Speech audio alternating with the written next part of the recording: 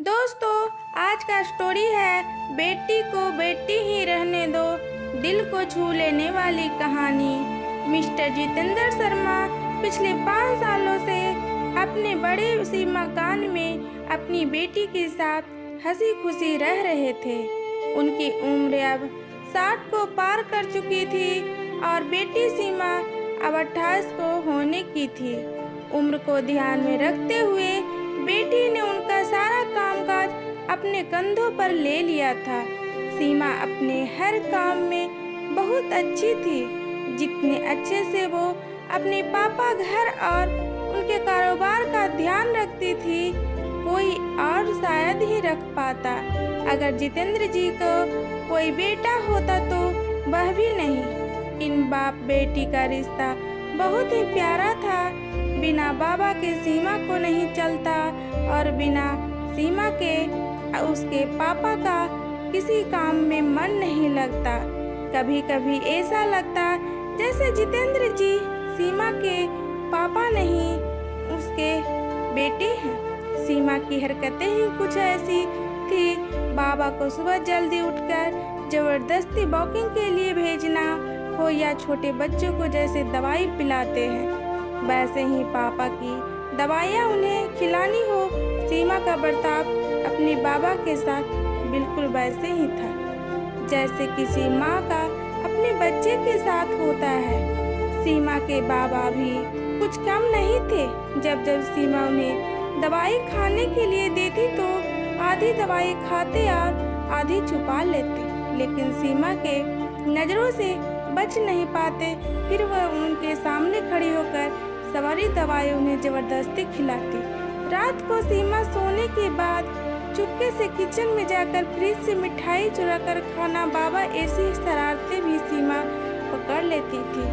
पकड़े जाने पर बाबा पानी पीने का बहाना करते, लेकिन सीमा उनको समझाती कि मिठाई आपके लिए हानिकारक है। बाबा को याद दिलाती कि पिछली बार उनका शुगर लेवल कितना बढ़ गया था। अपने ही घर में अब मैं मिठाई भी नहीं खा सकता, बड़बड़ाते हुए नाराज होने की एक्टिंग करते हुए बाबा किचन से चले जाते। फिर सीमा उन्हें मनाने के लिए एक मिठाई का टुकड़ा पापा के पास लेकर जाती और फिर वो दोनों से आधा आधा बांट कर खाते।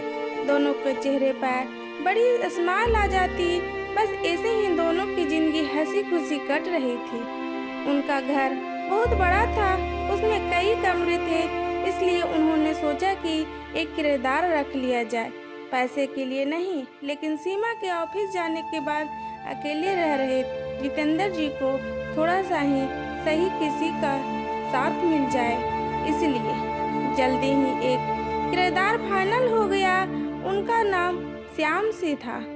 उम्र उनकी 50 से 51 की होगी। एग्रीमेंट पेपर बनाने के दौरान पहली बार वह जितेंद्र जी और सीमा से मिले। उन्हें दोनों से मिलकर काफ़ी अच्छा लगा और अब श्याम सी अपनी बीवी के साथ जितेंद्र जी के घर पर किरदार के तौर पर रहने लगे। थोड़े दिन बीते थे कि लेकिन श्याम सी जितेंद्र जी से अच्छी तरह घुल मिल गए थे। वह दोनों सुबह सुबह अब साथ में ही वॉकिंग के लिए जाया करते थे। कभी वह श्याम सी के साथ तो फिर श्याम सी और उनकी बीवी सीमा और जितेंद्र जी साथ डिनर किया करते। एक सुबह जॉगिंग के दौरान श्याम सी ने कहा कि आप और सीमा अकेले ही रहते हैं, आपको तो काफ़ी कुछ मैनेज करना पड़ता होगा। आप कैसे सब इतने अच्छे से संभाल लेते हैं? अजी मैनेज क्या करना है, मेरी होशियार बेटी के लिए यह कुछ भी नहीं है।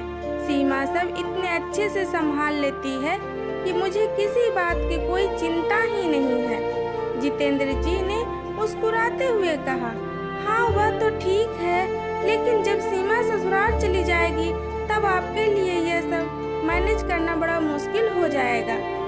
आपका कोई बेटा भी तो नहीं है और आप अकेले ही इतने बड़े घर में रहते हैं। श्याम सी ने अपना विचार बताते हुए कहा। जितेंद्र जी के चेहरे के हाव भाव बदल गए। वह श्याम सी से कुछ कहना चाहते थे लेकिन नहीं कहा और बात बदलने के लिए उनसे पूछा, खैर वो सब जाने दीजिए, आपके कितने बच्चे हैं?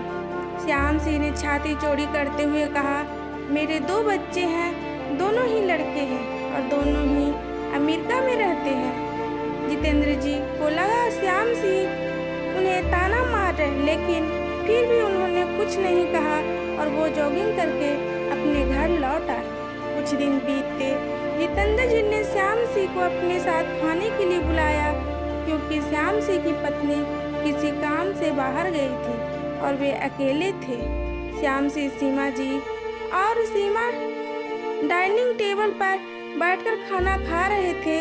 पहला निवाला खाते ही श्याम सिंह ने खाने को तारीफ करते हुए कहा, सीमा बेटा तुमने आज खाना बहुत अच्छा बनाया है। जितेंद्र जी ने गर्व महसूस करते हुए कहा, हाँ मेरी बेटी बहुत अच्छा खाना बनाती है। श्याम सिंह जी ने बोले पड़े, यह तो बड़ी अच्छी बात है, उसके ससुराल वाले बहुत खुश होंगे। सीमा उनसे कुछ कहना चाहती थी, लेकिन जितेंद्र जी ने उसे रोक दिया और बात बदलने के लिए सीमा से पूछा, कारोबार कैसा चल रहा है, कोई दिक्कत तो नहीं हो रही है? सीमा ने कारोबार की सारी जानकारी और स्थिति अपने पापा को बताई, जिसे श्याम सिंह भी सुन रहे थे और वह प्रभावित होकर बोले, वाह सीमा बेटा, मानना पड़ेगा, जिस तरह से तुम सारा कारोबार संभाल रही हो, तुम जितेंद्र जी की बेटी नहीं बेटा हो। अब जितेंद्र जी ने ना रहा गया, उन्होंने कहा, पता नहीं क्यों आप सभी लोग बेटी को बेटे के साथ कंपेयर करते हो। ऐसा एक भी काम या एक भी फील्ड बताइए जिसमें बेटी ने अपना नाम न बनाया हो। अरे आसमान में प्लेन उड़ाने से लेकर देश के सर्वोच्च पद पर बैठकर देश चलाने तक बेटियों ने हमेशा अपने आप को साबित किया, लेकिन आप जैसे लोग अभी भी उनकी तुलना बेटों से ही करते होते होंगे।